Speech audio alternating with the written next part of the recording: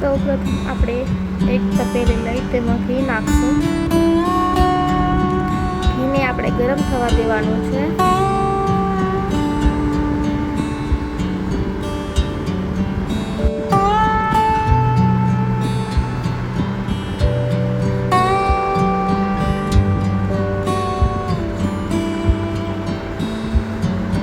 ઘી ગરમ થાય ત્યારબાદ તેમાં આપણે અડદનો લોટ ઉમેરવાનો છે.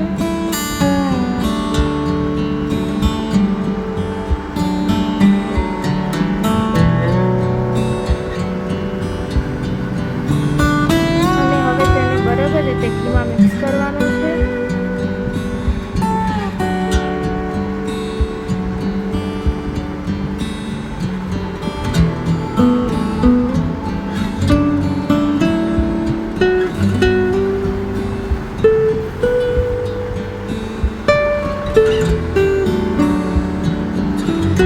અને તેને બરાબર રીતે હલાવવાનું છે જેથી તેમાં ગાંઠા ના પડી જાય.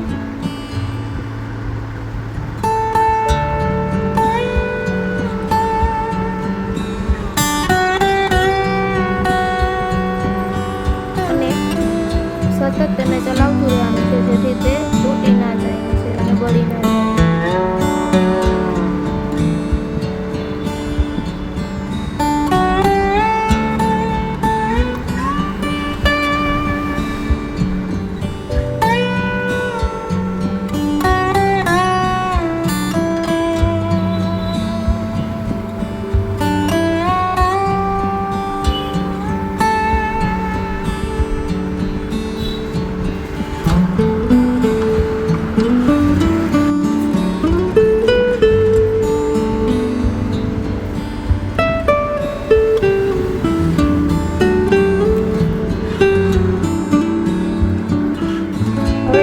એડ કરવાનું છે અને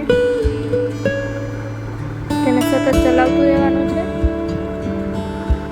દૂધ નાખવાથી સ્વાદ સારો આવે છે.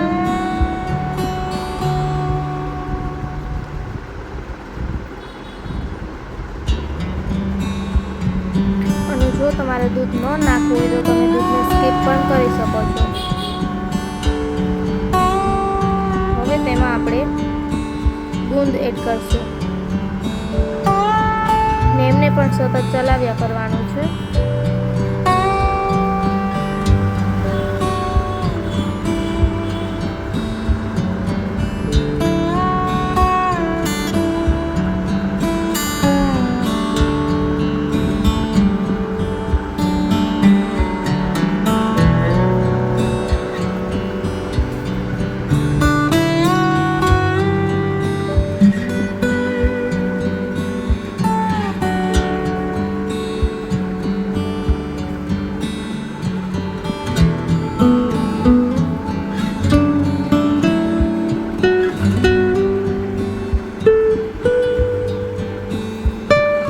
આપણે તળેલું જાયફળ નાખ્યું છે અને એને પણ સતત હલાવવાનું છે જેથી કરીને બરાબર રીતે આ મિક્સ થઈ જાય. આમાં હવે નાખવાની છે દળેલી ખાંડ.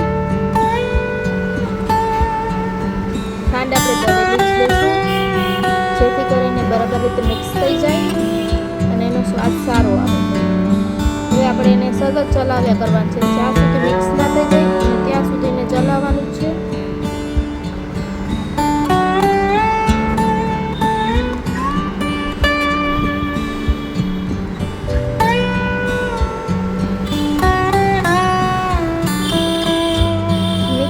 બાદ પણ ચલાવવાનું છે નહીં તો નીચે ચોટી જશે.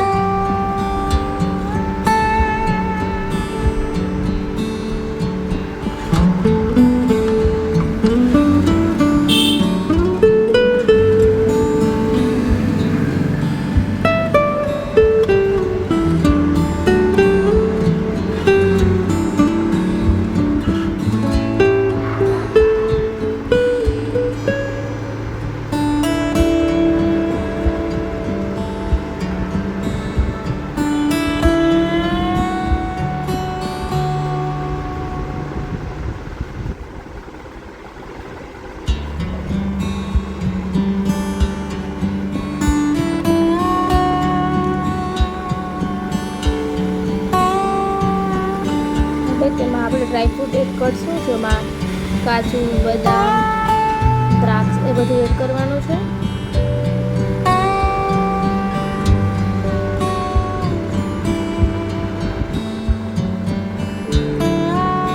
એને પણ સતત ચલાવવાનું છે.